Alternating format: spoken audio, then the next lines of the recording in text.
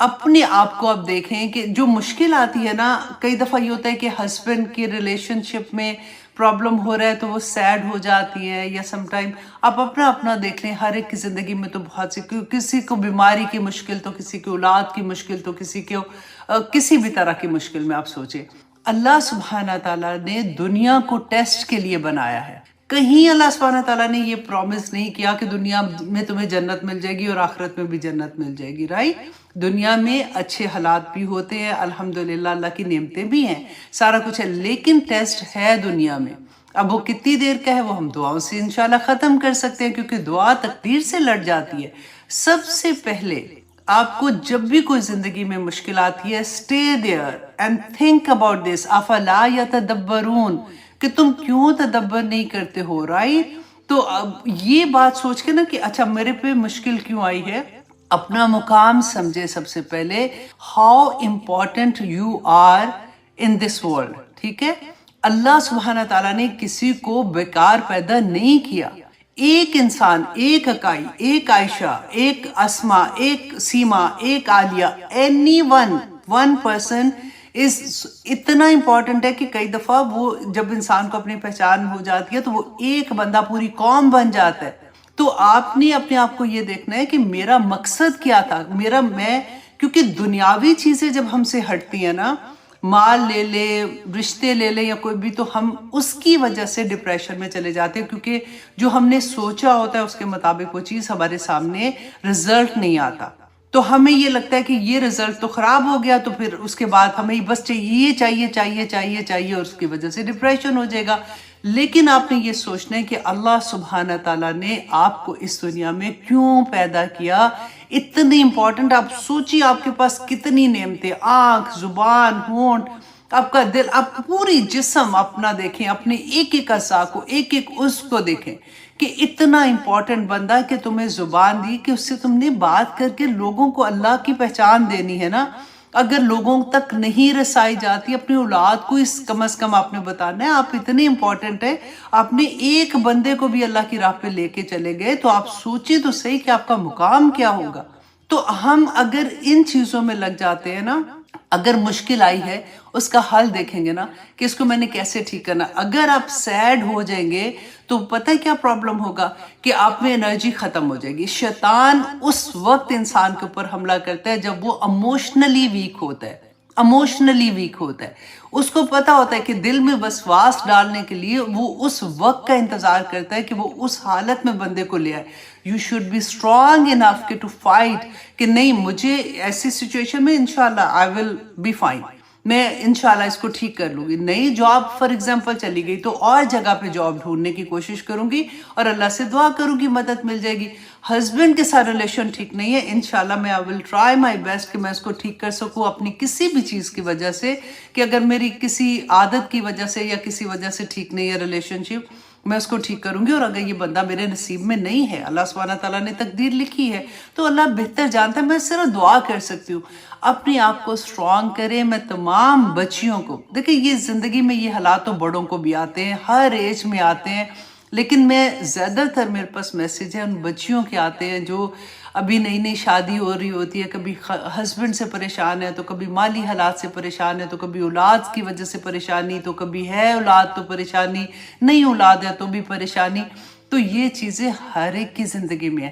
واللہ اگر آپ کو دیکھنے میں لگتا ہے نا، فار ایگزامپل میں، کہ ہائے عائشہ تو بہت اچھی ہیں، ان کے پاس تو سارا کچھ ہے، تو آپ کو پتہ ہی نہیں ہے کہ ایک طرف سے اللہ سبحانہ تعالیٰ نے اگر نعمتیں دی ہوتی ہیں نا، تو دوسری طرف سے کچھ نہ کچھ روکا ہوتا ہے، وہ اس وجہ سے کہ وہ ٹیسٹ ہو رہا ہوتا ہے۔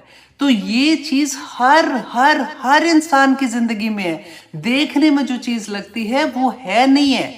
اللہ سبحانہ تعالیٰ سے بس دعا کریں کہ اللہ سبحانہ تعالیٰ آپ پہ توکل آپ میں دے دے، کہ اللہ جب آپ کو یاد رہے گا، جب آپ کو اللہ رب ہے آ جائے گا۔ کتنا پیارا بات ہوتی ہے نا جب اللہ سبحانہ تعالیٰ کے ساتھ رب کا لفظ آتا ہے، کہ اللہ، جیسے ہم اب کہتے ہیں نا امی، آپ تو میری امی ہیں، آپ نہیں جانتی کہ میرے کیا حالات ہیں۔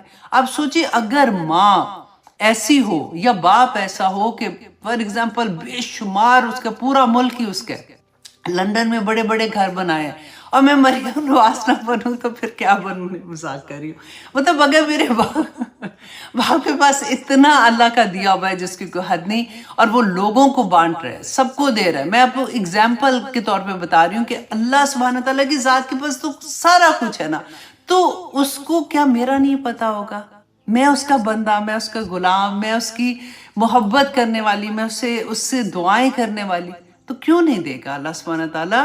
لیکن آپ کو پہچاننا پڑے گا کہ کون سی نعمت اللہ سبحانہ تعالیٰ آپ کو دے رہے ہیں اور کون سی نعمت آپ سے ابھی روکی ہوئی ہے، اور اس کی وجہ کیا ہے، اس وجہ کو جان لیں بس. انشاءاللہ اللہ سبحانہ تعالیٰ آسانیاں کریں گے. تو یہ پیغام بہت ضروری تھا. آئی ہوپ انشاءاللہ جتنے بھی لوگوں کے دل میں اس وقت اس چیز کے بارے میں تھوڑا سا تھا، ان کو سکون اس بات سے مل جائے گا کہ اللہ سبحانہ تعالیٰ ہر انسان کو ٹیسٹ کرتے ہیں، بس بہادری کے ساتھ اس کو نپٹانا پڑتا ہے. تو سیکنڈ چیز تھی، ہاں میں لاسٹ ویک میں اپنی ایک دوست ہیں سمینہ قریشی، ان کے گھر پہ تھی، ہم کوئی دعا تھی، تو آپس میں ہم لوگ بات کر رہے تھے، تو مجھے لگا کہ یہ حدیث آپ لوگوں کے ساتھ شیئر کرنا امپورٹنٹ ہے، کیونکہ ہم لوگوں نے جیسے نماز یاد کی ہوتی ہے نا بچپن سے، تو اکثر یہ ہوتا ہے کہ جب ہم نے اتنا دین کے قریب نہیں ہوتے ہیں تو ہمیں یہ لگتا ہے کہ بس یہی نماز میں پڑھنے والی چیزیں ہیں. اگر کوئی کہتا ہے نا کہ سجدے میں جا کے تم یہ دعا بھی پڑھ سکتے ہو، تو ہم کہتے ہیں نہیں نہیں، یہ تو اب تم کیا نیا دین لے کے آئی ہو. اچھا رکوع میں یہ پڑھ سکتے ہو، نہیں نہیں یہ تو نہیں ہے. اچھا یہ تو یہی بات ہوتی ہے کہ لوگ ایک دم سے گھبرا جاتے ہیں کہ اب یہ کوئی نئی بات بتانے والے ہیں. لیکن آپ دیکھیے کہ رسول اللہ صلی اللہ علیہ وسلم نے اپنے قیام میں، اپنے سجدے میں، اپنے رکوع میں، اور بہت بے شمار دعائیں ملتی ہیں جو رسول اللہ صلی اللہ علیہ وسلم نے پڑھی تھی. لیکن ہمارے ساتھ یہ ہوتا ہے کہ ہم نے کیونکہ ایک ہی طرح سے نماز سیکھی ہوتی ہے تو ہم اسی کو فالو کرتے رہتے ہیں. اس سے مجھے یاد آیا، تو میں نے سوچا کہ میں آپ کے ساتھ شیئر کروں گی. جیسے ہم نماز میں اللہ اکبر کہنے کے بعد ہم پڑھتے ہیں نا سبحانک اللہم و بحمدک و تبارک اسمک پڑھتے ہیں، تو اس کی جگہ پہ رسول اللہ ایک اور دعا بھی پڑھا کرتے تھے. تو میں نے کہا آج میں آپ کے ساتھ نا آہستہ آہستہ تھوڑی تھوڑی دعائیں جو سجدے کی ہیں، جو رکوع کی ہیں، جو استفتاح کی ہیں، وہ میں انشاءاللہ آپ کے ساتھ شیئر کرتی رہوں گی تاکہ آپ چھوٹی چھوٹی دعائیں اپنی یاد کرتے رہیں اور نماز کو اور خوبصورت بنا سکتے ہیں. یہ صحیح بخاری کی حدیث ہے، اور صحیح مسلم میں بھی ہے، صحیح بخاری کی 744، یہ آپ خود بھی دیکھ سکتے ہیں، اور مسلم میں ہے 598 انٹرنیشنل نمبر ہے. ابو ہریرہ رضی اللہ عنہ بیان کرتے ہیں. اچھا میں نے آپ کے ساتھ اکثر، کیونکہ زیادہ تر حدیث ان سے مروی ہیں تو حضرت ابو ہریرہ کی بات ہوتی ہے نا، میں تھوڑا سا ان کا آپ کو بتا دیتی ہوں کہ یہ قبیلہ دوس، یمن میں قبیلہ دوس تھے، یہ وہاں کے رہنے والے، ٹھیک ہے. اور ان کا جب یہ اسلام لے کے آئے تھے، آپ سوچیں ذرا کہ یہ اسلام لائے تھے 7 ہجری میں. مدینہ میں جب رسول اللہ آئے تھے تو پہلی ہجری وہاں سے شروع ہوتی ہے نا، مکہ کا پورا دور نکال دیں، مدینہ کے میں 7 ہجری میں آفٹر آئی تھنک جنگ خیبر کے بعد فوراً یہ اسلام لائے تھے. اور پھر اس کے بعد یہ ہمیشہ اصحاب صفہ میں تھے، ہمیشہ رسول اللہ کے ساتھ رہتے تھے. سب سے زیادہ حدیث ان سے ہیں. انہوں نے بہت زیادہ، جیسے کہتے ہیں نا، اللہ سبحانہ تعالیٰ کے قریب بھی تھے. ایک صحابی کا قول تھا کہ یہ ایک دن میں 1000 نفل پڑھا کرتے تھے. تو ان کے بارے میں یہ بھی آتا ہے کہ ان کا نام اسلام سے پہلے جو تھا، ان کا نام عبد الشمس تھا. رسول اللہ صلی اللہ علیہ وسلم نے جب یہ اسلام لائے تو اس کے بعد ان کا نام عبداللہ رکھا، اور ان کی کنیت جو تھی نا وہ ابو ہریرہ تھی. کیونکہ کہتے ہیں ایک دن یہ جا رہے تھے، ایک بلی کا چھوٹا سا بچہ تھا، انہوں نے وہ پیار سے پکڑ کے نا اپنے آستین میں رکھ لیا. تو رسول اللہ صلی اللہ علیہ وسلم نے مسکرا کے ان کو ابو ہریرہ بلی کو کہتے ہیں نا، بلی کا بچہ تھا ان کے پاس، ابو مطلب بلی کے باپ جیسے کہتے ہیں. تو ان کو اتنا پیارا لگا کہ انہوں نے اپنا نام ہی ابو ہریرہ رکھ لیا تھا. تو اسی سے ان کو سارے پہچانتے ہیں. تو اسی طرح سے ان کے بارے میں اور بھی، اچھا یہ ان کی وفات جو تھی نا یہ ہوئی تھی 59 ہجری میں، اور یہ 78 ایئرس کے تھے. اچھا جی، ابو ہریرہ، اب آپ کو یاد رہے گا نا، جب ہم کبھی بھی حدیث پڑھتے ہیں تو ان کا نام آئے گا تو آپ ایک ریلیشن بلٹ ہو جاتا ہے کہ ہاں مجھے پتا ہے کہ یہ 7 ہجری میں اسلام لائے تھے. آپ سوچیں کہ 7 ہجری میں 11 ہجری میں رسول اللہ نے وصال کیا تھا، 7 8 9 10 سے 4 سال میں آپ سوچیں علم کا خزانہ انہوں نے جمع کر لیا تھا. ہم 3-4 سال پڑھتے ہیں تو ہمیں لگتا ہے کہ ابھی ہمیں کچھ بھی نہیں آیا. تو اس سے بھی ہمیں ایک موٹیویشن ملتی ہے کہ مطلب ایک ایک سال کتنا امپورٹنٹ ہوتا ہے کہ کچھ ہی سالوں میں انسان اتنا مطلب ہو جائے کہ اس کو ایک ایک چیز رسول اللہ صلی اللہ علیہ وسلم کی پتہ تھی اور وہ کیسے بیان کرتے تھے. تو ابو ہریرہ رضی اللہ عنہ روایت کرتے ہیں کہ انہوں نے رسول اللہ صلی اللہ علیہ وسلم کے ساتھ نماز پڑھ رہے تھے. تو انہوں نے ان سے پوچھا بعد میں نماز کے بعد پوچھا کہ یا رسول اللہ آپ اللہ اکبر جب کہتے ہیں نا کہ تکبیر اور قرات جیسے الحمد سٹارٹ کرتے ہیں اس کے درمیان میں جو خاموش ہوتے ہیں تو اس میں آپ کیا پڑھتے ہیں؟ تو رسول اللہ صلی اللہ علیہ وسلم نے فرمایا تھا کہ میں یہ کہتا ہوں، ایک تو میں نے وہ کہا نا کہ ہم سبحانک اللہم و بحمدک پڑھتے ہیں، وہ بھی ہے، اور یہاں پہ انہوں نے یہ فرمایا کہ اللہم باعد بینی و بین خطایائی، اے اللہ میری باعد بینی دور کر دے درمیان میرے، من خطایائی میری گناہوں کو، کما باعدت بین المشرق والمغرب جیسا کہ تو نے مشرق اور مغرب کو ایک دوسرے سے دور کر دیا. یہ اتنی پیاری دعا ہے، جب آپ گوگل میں ڈالیں گے نا تو انشاءاللہ آپ کو جب ملے گی تو آپ اس کا ترجمہ ضرور دیکھیے گا اور اس پہ بھی سوچیے گا کہ اتنے پیارے لفظ ہیں کہ یا اللہ میرے گناہوں میں اتنی دوری کر دے جیسے تو نے مشرق کو مغرب سے، وہ کبھی آپس میں نہیں ملتے، تو میں کبھی بھی اپنے گناہ جو ہے نا وہ میرے زندگی میں میرے نفس کے ساتھ نہ ملیں، بس اتنی دوری کر دے. اللہم نقنی من خطایائی، اے اللہ میرے گناہوں کو پاک صاف مجھ سے کر دے، کما ینقی الثوب الابیض من الدنس کہ جیسے سفید کپڑا ہوتا ہے نا جب ہم اس کو دھوتے ہیں اچھے سے تو اس کوئی داغ لگ جاتا ہے تو وہ بالکل پاک صاف ہو جاتا ہے. تو وہ اگزامپل آپ دیکھیں کہ جیسے سفید کپڑے کو پیل کچیل سے تو پاک کر دیتا ہے. اللہم اغسلنی من خطایائی، اے اللہ میری گناہوں کو ایسے دھو ڈال، بالثلج والماء والبرد برف سے، پانی سے اور اولوں سے. اللہ اکبر، بڑی پیاری دعا ہے. اور یہ رسول اللہ صلی اللہ علیہ وسلم نماز میں جب پڑھتے تھے تکبیر اور قرات کے درمیان میں یہ پڑھا کرتے تھے. تو آپ بھی یاد کر لیجئے. اللہ سبحانہ تعالیٰ انشاءاللہ ہمیں توفیق عطا کرے گا. جب ہم یاد کرنا شروع کرتے ہیں نا تو ہمارے دماغ کے سیلز بھی تیز ہونا شروع ہو جاتے ہیں. اکثر لوگ یہ کہتے ہیں کہ یادداشت ویسے نہیں رہی ہے اور بھولنا شروع ہو گئے ہیں، تو ان کے لیے میں یہ کہوں گی کہ آپ کوشش کیا کیجئے کہ یہ چھوٹی چھوٹی آیات کو یاد کرنے کی، اس سے آپ کا دماغ بھی تیز رہے گا. ساتھ ساتھ ہم دنیا لالچ میں آ جاتے ہیں نا کہ اچھا یہ فائدہ ہے تو اس کے ساتھ یہ بھی فائدہ مل جائے. تو آئیے جناب اب ہم آتے ہیں اپنی کلاس کی طرف. سورۃ ہود آیت نمبر 45. اعوذ باللہ من الشیطان الرجیم، بسم اللہ الرحمن الرحیم. بہت پیاری آیات ہے آنیسٹلی. ہمیشہ کی طرح کیونکہ آج کی آیت میں ہم ایک خاندانی یونٹ کو دیکھیں گے کہ اللہ سبحانہ تعالیٰ نے ہمیں اس میں کتنی تسلیاں دی ہیں حضرت نوح علیہ السلام کے خاندان کی اگزامپل دے کے. کیونکہ پھر وہی بات ہے کہ جب ہم اللہ کے قریب آتے ہیں نا، جب ہماری زندگی میں قرآن کھلتا ہے تو پھر ہمارا دل چاہتا ہے کہ ہم پکڑ پکڑ کے سب کو اس طرح سے. سب سے زیادہ غم جو لگتا ہے نا انسان کو، کسی بھی ماں اور باپ کو، وہ اپنی اولاد کا لگتا ہے کہ کسی طرح سے یہ جو مجھے سمجھ آ رہی ہے میں ان کو بتا دوں، کیونکہ پتہ تو ہوتا ہے نا کہ یہ حق ہے، یہ سچ ہے، اس میں کوئی ایسی چیز نہیں ہے کہ شاید ہو شاید نہ ہو. تو میں اپنے بچوں کو اس آگ سے کیسے بچا لوں؟ تو وہ تڑپ جو ہوتی ہے ہر ماں میں اور باپ میں نا، اس کا آنسر انشاءاللہ آج ہمیں ملے گا.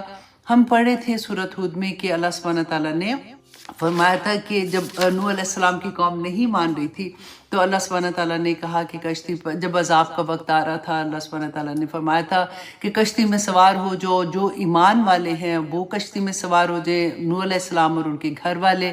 لیکن جن کے بارے میں اللہ سبحانہ تعالیٰ نے کہا میں نے تمہیں پہلے کہا تھا کہ یہ نہیں ہوں گے، وہ جو ایمان نہیں لائے تھے وہ سوار نہیں ہوں گے. اور تمام جانوروں میں سے ہر ایک کا جوڑا جوڑا نر اور مادہ کو بھی کشتی میں سوار کر لو.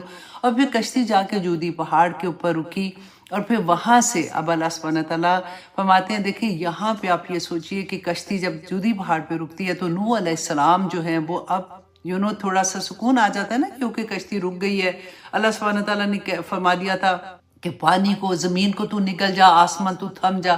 تو اب سارا معاملہ ایسا ہوا کہ اب ایک ایسی جگہ پہ ہیں جہاں پہ کوئی بندہ بشر نہیں ہے، and they are the only one over there. اور اب انہوں نے اپنی زندگی شروع کرنی ہے.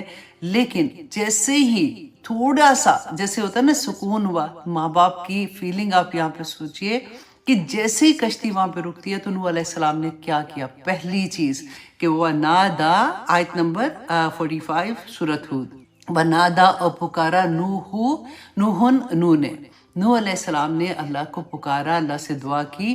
نوح ربہ، نوح علیہ السلام نے اپنے رب سے، فقالا اور کہا ربی اے میرے رب، ان نبنی کہ بے شک میرا بیٹا، من اہلی میرے ہی گھر والوں میں. اب سوچئے ایک باپ کا کیا حال تھا جس وقت وہ اپنی آنکھ کے سامنے اپنی اولاد کو دیکھ رہا ہے. اس کو یہ پتا ہے کہ آج کوئی بچنے والا نہیں، لیکن بچہ نہیں مان رہا. اب بچہ آنکھ کے سامنے ڈوب گیا. اب وہ باپ کو تکلیف تو تھی نا. اب یہ سارے سوالوں کے جواب آگے آپ کو ملیں گے کہ اللہ سبحانہ تعالیٰ فرماتے ہیں وَإِنَّ وَعْدَكَ الْحَقِّ. اور نوح علیہ السلام دعا جب کر رہے ہیں نا، اللہ سبحانہ تعالیٰ سے فرماتے ہیں کہ اللہ سبحانہ تعالیٰ آپ کا تو وعدہ پکا ہے، سچا ہے. کیونکہ اللہ سبحانہ تعالیٰ نے کہا کہ کشتی میں اپنے گھر والوں کو سوار کر لو. کیونکہ اللہ سبحانہ تعالیٰ نے اگر اجازت دی تھی تو سارے گھر والوں کے لیے دی نا. وَأَنْتَ أَحْكَمُ الْحَاكِمِينَ. اور ساتھ اللہ سبحانہ تعالیٰ کی تعریف بیان کر رہے ہیں کہ اللہ تیرا وعدہ سچا ہے اور تو تو سب سے بہتر حاکموں میں سے حاکم ہے، تیرے فیصلے سب سے بہتر ہے. تو اللہ سبحانہ تعالیٰ میرا بچہ تو میرے گھر والوں میں سے تھا، وہ کیوں ایسے ہوا، وہ کیوں اس طرح سے ڈوب گیا. اب اللہ کے جواب دے. قالا کہا کس نے؟ اللہ سبحانہ تعالیٰ نے، یا نوح اے نوح، انہو لیس من اہلک کہ وہ تیرے گھر والوں میں سے نہیں تھا. اللہ اکبر، کتنی بڑی بات ہے کہ نوح علیہ السلام کو اللہ سبحانہ تعالیٰ ان کی اپنے سگے بیٹے کے بارے میں کہہ رہے ہیں، فرما رہے ہیں کہ نوح وہ تیرے گھر والوں میں سے نہیں تھا. تو کیوں اللہ سبحانہ تعالیٰ، وہ تو میرا بیٹا تھا. یہی سوال ہوگا نا نوح علیہ السلام کے پاس. تو اللہ سبحانہ تعالیٰ نے فرمایا انہو عمل غیر صالح، کہ اس کا عمل غیر صالح تھا. اللہ اکبر. آپ دیکھیں یہ کوئی بھی کویشچن آپ اپنے ذہن میں رکھیں، یہ بھی نہیں کہا اللہ سبحانہ تعالیٰ نے کہ وہ مسلمان نہیں ہوا تھا، یا تیری نافرمانی کی تھی، یا تیرے ساتھ اس کا رویہ ایسا تھا، یا مجھے وہ پسند نہیں تھا، وہ ایسا تھا. نہیں، عمل غیر صالح تھا. ایسا نہیں کہا کہ دین نہیں تھا اس کے پاس. میں اس کی ڈیفرنٹ تفاسیر ہیں، لیکن آپ لفظوں پہ اس وقت غور کریں. اللہ اکبر کے عمل. اسی لیے دیکھیں بار بار میں جب آپ سے بات کرتی ہوں میں کہتی ہوں دعا کیا کریں کہ ہم پڑھ بھی رہے ہیں، یاد بھی کر رہے ہیں، ٹیسٹ بھی دے رہے ہیں، یا اللہ ہمارے عمل صالح کر دے. کیونکہ یہاں پہ صرف ایک وجہ اللہ سبحانہ تعالیٰ نے بتائی کہ اس کا عمل غیر صالح. اسی لیے رسول اللہ صلی اللہ علیہ وسلم کے آپ کو یاد ہے نا جب انہوں نے کہا تھا کہ اے میری بیٹی فاطمہ، جو کچھ مانگنا ہے اس دنیا میں مجھ سے مانگ لے، میں جو کچھ اعملو عمل کرو، جو کچھ مانگنا ہے اس دنیا میں مانگ لو، آخرت میں تمہاری کوئی مدد نہیں کر سکوں گا.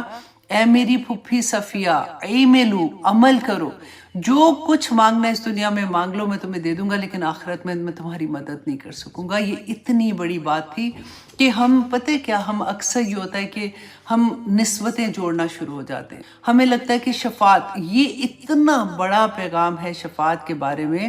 انشاءاللہ آج اس کے بارے میں میں کوشش کروں گی، کیونکہ وقت اتنا نہیں ہوتا کہ بہت ڈیٹیل یہ ٹاپک ہے، لیکن میں انشاءاللہ کوشش کروں گی کہ تھوڑے سے لفظوں میں آپ کو یہ سمجھا سکوں.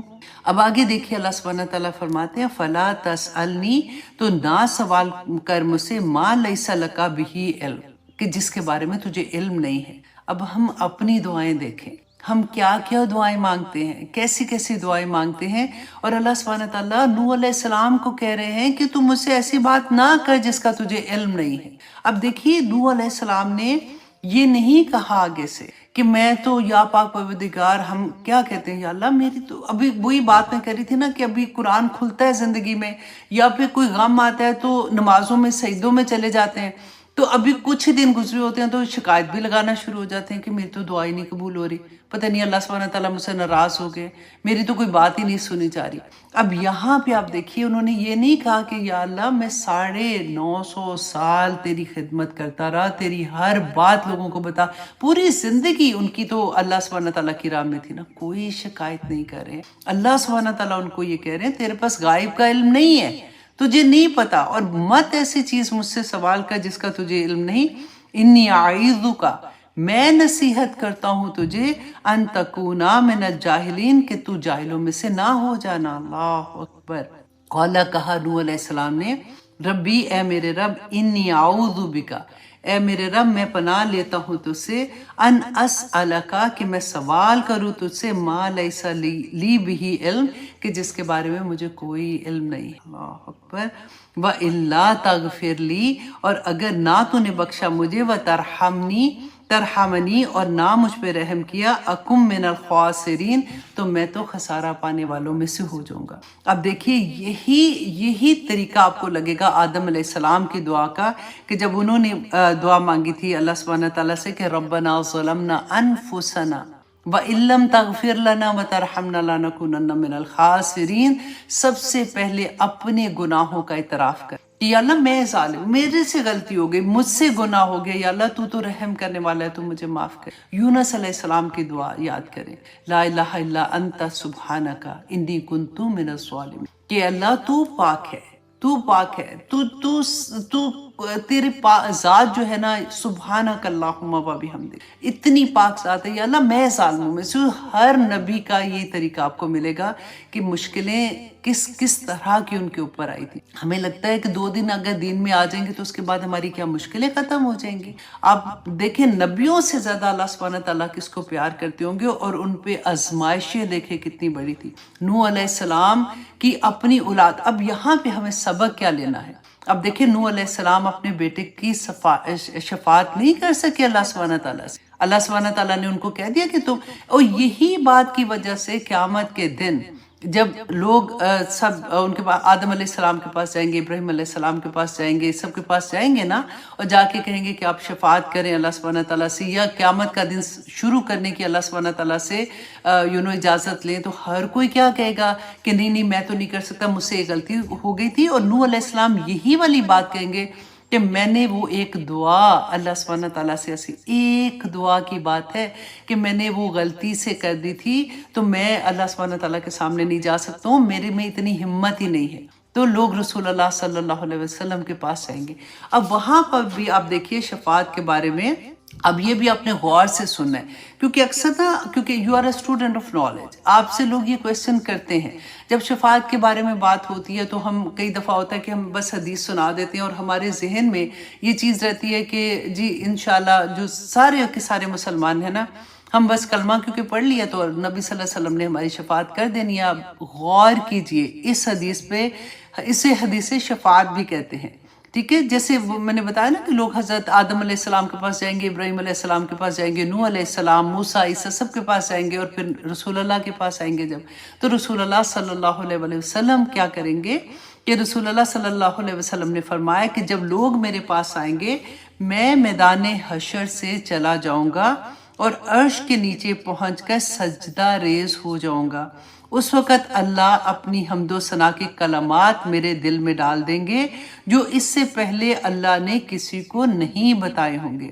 پھر رسول اللہ صلی اللہ علیہ وسلم فرماتے ہیں، پھر ارشاد ہوگا کہ اے محمد صلی اللہ علیہ وسلم اپنا سر اٹھائیے اور سوال کریں، آپ کو عطا کیا جائے گا، سفارش کریں، آپ کی سفارش سنی جائے گی، میں اللہ سبحانہ تعالیٰ سے سفارش کروں گا، اور میرے لیے غور کریں، میرے لیے ایک حد مقرر کر دی جائے گی، آلریڈی سلیکٹڈ ہے، آلریڈی حد مقرر کر دی جائے گی، میں اتنے آدمیوں کو جہنم کی آگ سے جنت میں لے جاؤں گا۔ اللہ اکبر۔ آپ یہ سوچیں کہ کیا ہمیں ایک ماچس کی وہ جو چھوٹا سا وہ لگتا ہے نا، ادھر لگ جاتا ہے، پورا دن درد ہوتی ہے، ادھر درد لگتا ہے تو پورا جسم اس سے آپ سوچیں کہ انکمفرٹیبل ہو جاتا ہے، کہاں وہ جہنم کی آگ میں ہوں گے. مسلمانوں کی بات ہو رہی ہے نا، غیر کو کافروں کو تو نہیں نکال رہے. مسلمان کو نکالیں گے جو آلریڈی دوزخ میں ہوں گے. اللہ اکبر.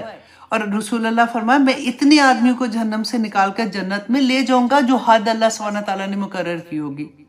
اسی طرح 3 یا 4 بار ہوگا. راوی کہتے ہیں جو بیان کر رہے ہیں کہ مجھے یہ یاد نہیں ہے کہ رسول اللہ نے فرمایا تھا کہ 3 دفعہ واپس آ کے پھر سے سجدے میں جاؤں گا اور اللہ سبحانہ تعالیٰ وہ حد مقرر کریں گے، یا 4 دفعہ کہا تھا. وٹ ایور 3 یا 4 دفعہ رسول اللہ فرمائیں گے کہ یا اللہ اب تو جہنم میں کوئی موحد باقی مطلب جو توحید پر ہے نا وہ باقی نہیں رہا سوائے ان لوگوں کے جنہیں قرآن نے روک رکھا. اللہ سوچیں ذرا، سوائے ان لوگوں کے. اب قرآن رسول اللہ صلی اللہ علیہ وسلم دوزخ میں سے ان لوگوں کو جن کے دل میں ایمان تھا اور جن کو رسول اللہ شفاعت کریں گے اور انشاءاللہ ان کو دوزخ سے نکالیں گے. لیکن اس کے باوجود وہاں پہ لوگ جو ہوں گے رسول اللہ نے فرمایا جن کو قرآن نے روکا ہوگا، جنہیں قرآن کے حکم کے مطابق ہمیشہ ہمیشہ جہنم کا عذاب لکھا ہوگا جن کے نصیب. اب دیکھیے ہم حوض کوثر کے ہم پڑھتے ہیں نا انا اعطیناک الکوثر. اب دیکھیے اس میں ہم کتنی دعا مانگتے ہیں کہ اللہ سبحانہ تعالیٰ ہمیں حوض کوثر پہ جا کے رسول اللہ صلی اللہ علیہ وسلم کے ہاتھ سے پانی پینا نصیب کرنا. ذرا وہ حدیث دیکھیں کہ رسول اللہ نے کیا بتایا تھا کہ لوگ حوض کوثر پہ آئیں گے، رسول اللہ خوش ہوں گے، اپنے لوگوں کو دیکھیں گے اور وہ کیسے پہچانیں گے. صحابہ نے پوچھا کہ اتنے لوگ ہوں گے رسول اللہ صلی اللہ علیہ وسلم، آپ ہمیں کیسے پہچانیں گے؟ تو رسول اللہ نے فرمایا کہ میری امت کے لوگ اپنے نور سے جو ان کے چہرے پہ، ان کے ہاتھوں پاؤں پہ جو وضو کرتے ہیں نا ہم لوگ، تو وضو جہاں تک ہمارا وضو کا پانی جاتا ہے وہاں تک ہمارے اعضاء جو ہے نا وہ قیامت کے دن نور کی طرح روشن ہوں گے. تو رسول اللہ صلی اللہ علیہ وسلم نے فرمایا کہ میں اپنی امت کو ان نشانات سے پہچانوں گا. لیکن جب لوگ آ رہے ہوں گے، کچھ لوگ ایسے ہوں گے کہ فرشتے، اب دیکھیں یہاں پہ غور کیجیے کہ رسول اللہ کو نہیں پتا، وہ بڑے خوشی سے اپنے امتی دیکھ رہے ہیں کہ لوگ آ رہے ہیں رسول اللہ کی طرف، ان کو پانی پلا رہے ہیں. اور جس نے حوض کوثر سے پانی پیا اس کو قیامت کے دن جو 50,000 سال کا دن ہوگا نا پیاس نہیں لگے گی. تو کہتے ہیں کہ جیسے لوگ آ رہے ہوں گے تو فرشتے ان کو کہیں گے کہ دور ہٹو دور ہٹو. کہتے ہیں میں کہوں گا کہ ان کو کیوں دور ہٹا رہے ہو، یہ تو میری امت کے لوگ ہیں، کیونکہ چمک رہے ہوں گے نشان ان کے. تو فرشتے کہیں گے کہ یا رسول اللہ صلی اللہ علیہ وسلم یہ آپ کی امت کے وہ لوگ ہیں جنہوں نے آپ کے بعد دین میں نئی نئی چیزیں شامل کر دی تھی، انہوں نے بدعات شامل کر دی تھی. تو رسول اللہ صلی اللہ علیہ وسلم کہیں گے دوری ہو، پیچھے ہٹو. کہاں جائیں گے ہم؟ پتہ ہے ہم اتنی لائٹ چیزوں کو لے لیتے ہیں نا، تو کیا ہے اگر یہ کیا تو کیا ہے، اب اتنی ہر بات میں تو نہیں کرو نا. میں یہ کہتی ہوں کہ آپ دیکھیں صرف اگر ہم یہ سوچیں نا فار ایگزامپل میں آپ کو کلاس میں کہتی ہوں یہ چیز ایسے ہے، آپ دیکھیں تو صحیح کہ کیا وہ سنت میں ہے، کیا رسول اللہ صلی اللہ علیہ وسلم کی حدیث میں ہے. کیونکہ اگر رسول اللہ سے ثابت نہیں ہے تو نہ کرو، بس سمپل از دیٹ. جو چیز کر کے ڈر لگے کہ اس چیز کے کرنے سے شاید میرا قبولیت بھی ہے کہ نہیں ہے، اور اگر ہو گئی تو چلو ٹھیک ہے، اور اگر نہ ہوئی تو کیا ہوگا، الٹا گناہ میرے سر پہ آئے گا. صرف ہم سنتوں کو ہم فالو کرنا شروع کر دینا. مجھے جہاں تک لگتا ہے دیکھیں سانس لینے کا وقت نہ ملے بندے کو، اتنی رسول اللہ کی سنتیں، اتنی دعائیں ہیں، جو اللہم کی دعائیں ساری کی ساری تو رسول اللہ نے بتائی نا، جو جتنی نبیوں کی دعائیں ہیں، جتنی رسول اللہ کی دعائیں، جتنی قرآن کی ربنا کی دعائیں ہیں، وقت کدھر ملے گا کچھ اور مانگنے کا؟ آپ مجھے یہ بتائیے. نوافل ادا کریں، آپ سارا دن ساری رات پڑھیں. اتنا خوبصورت دین اسلام کیوں آیا تھا؟ تاکہ لوگوں میں آسانی پیدا کرے، لوگوں میں آسانیاں بانٹے. ہم نے اپنے لیے اتنا مشکل کر دیا، اور اسی مشکل کو لے کے ایک دوسرے سے جھگڑا بھی کرنا شروع کر دیا کہ اس کو تو پتہ ہی نہیں ہے، یہ غلط کہہ رہی ہے تو وہ غلط کہہ رہا ہے تو یہ ایسے کر رہا ہے. اتنا آسان سارا کچھ اللہ سبحانہ تعالیٰ نے ہمارے لیے.